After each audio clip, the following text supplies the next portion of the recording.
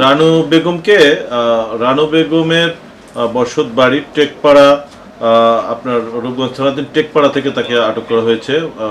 তার কাছে যে আমাদের 350 পিস ইয়াবা ট্যাবলেট, 3 গ্রাম হেরোইন এবং মাদক বিক্রির 1,07,000 টাকা সহ তাকে পেয়ে আটক করা হয়েছে পাই, এবং এটা বিধি মোতাবেক সাক্ষীদের মোকাবেলায় জব্দ করা হয়।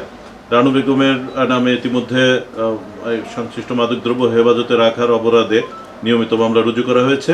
আমাদের এই মাদকদ্রব্য উদ্ধার অভিযান তৎপরতা অব্যাহত থাকবে ইনশাল্লাহ।